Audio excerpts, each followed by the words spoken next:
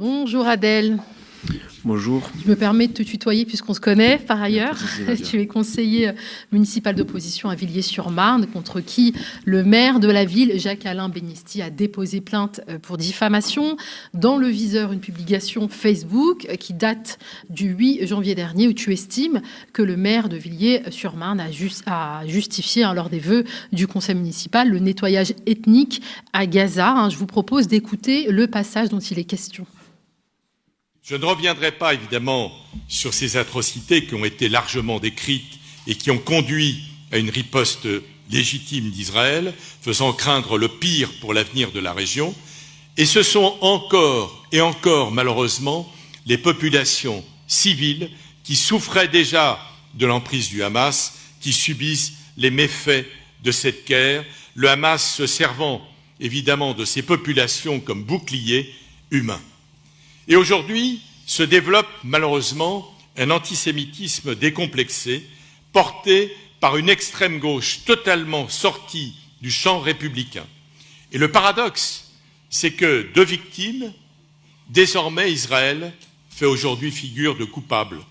Mais quand on sait que le massacre de 1400 innocents correspond à peu près à 10 000 victimes rapportées à la population française, on mesure mieux l'émotion et le degré de riposte d'Israël face à un mouvement qui n'hésite pas à installer des bases stratégiques dans les sous-sols de ses hôpitaux et ou éventuellement de ses écoles. Alors ce discours, Adel, il a provoqué en tout cas ton indignation et même ta colère. Tu as quitté la scène ce jour-là et puis dès le lendemain, tu écris cette publication où, je le rappelle, tu estimes que le maire, à travers ce discours, justifie le nettoyage ethnique.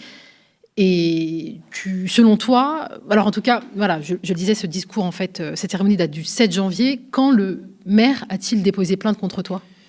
Alors, il va déposer plainte, il n'a pas encore déposé plainte, c'est-à-dire que lundi, il y a eu le conseil municipal et il a soumis au conseil municipal une délibération où il demandait à ce qu'on lui accorde la protection fonctionnelle, c'est-à-dire que, donc il explique clairement dans la délibération qu'il compte rester en justice pour cette publication et qui demandait à la ville de prendre en charge ses frais de justice, donc l'ensemble des frais de justice qu'il va engager contre moi. Donc c'est comme ça que j'ai appris qu'il comptait déposer plainte. Forcément, il a la majorité, donc il a obtenu la protection fonctionnelle, donc les frais vont être engagés par le contribuable villiérain. Et donc maintenant, là, j'attends tout simplement la convocation au commissariat, puisque je pense que c'est la procédure. Il va déposer plainte, et là, j'en saurai un peu plus. Tu estimes, et tu as indiqué à travers une vidéo qui est devenue virale, que cette plainte est une nouvelle tentative d'intimidation pour museler une parole critique de l'action du gouvernement israélien à Gaza. Pourquoi nouvelle ? Est-ce que tu es régulièrement la cible d'intimidation de la part de ce maire ?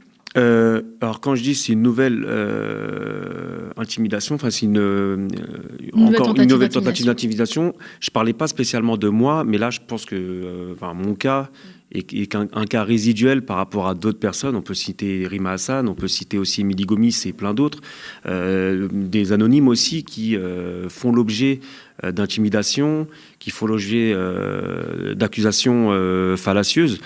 Et comme je le dis, comme je l'aurais dit moi au conseil municipal, il y a deux méthodes pour faire taire toute critique de l'action du gouvernement israélien. C'est l'accusation d'antisémitisme ou la procédure Bayon.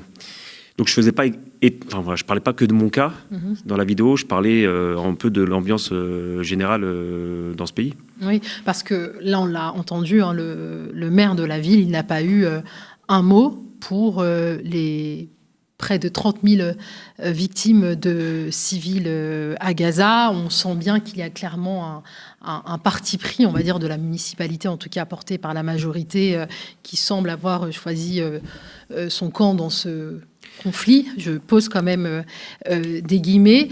Donc toi, tu as une parole qui vient rappeler qu'il y a en fait quelque part d'autres victimes. Il y a aussi cette décision de la Cour internationale de justice qui retient le risque de génocide à Gaza et qui appelle Israël à mettre en œuvre des mesures conservatoires pour éviter ce risque de génocide. Donc tu as quand même une décision de justice qui vient quelque part confirmer la position qui a été la tienne. Donc T'es pas trop inquiet? Moi, je vais laisser les juges apprécier, en fait, justement, le caractère diffamatoire ou non de mon post Facebook, Twitter, enfin, voilà, de mon post sur les réseaux sociaux.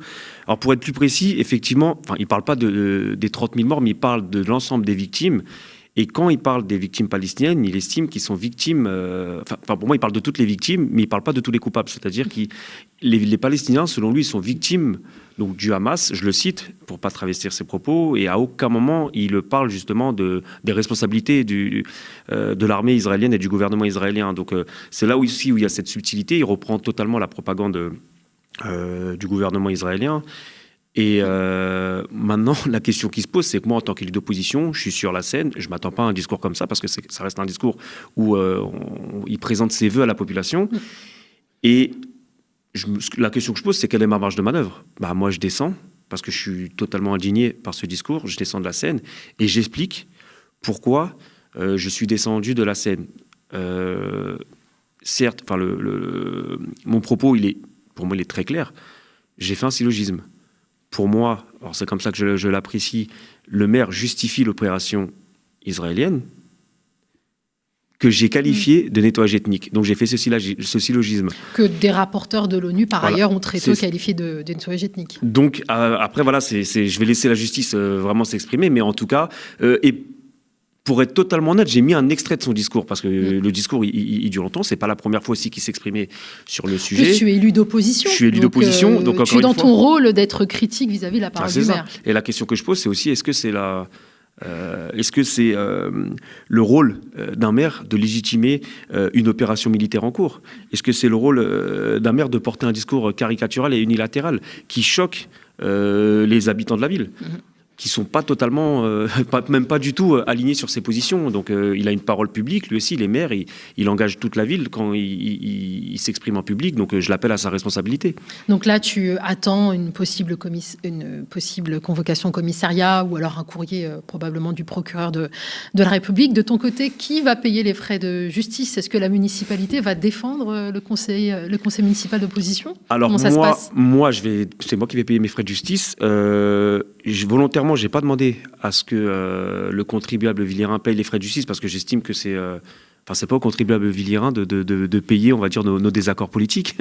À la rigueur, s'il avait porté plainte contre moi sans faire appel à la protection fonctionnelle, il n'y a pas de problème. Là, il engage les frais du contribuable. Je pense qu'il y a des associations à aider, qui font un travail formidable sur notre ville. Il y avait un autre usage beaucoup plus pertinent à faire de cet argent public.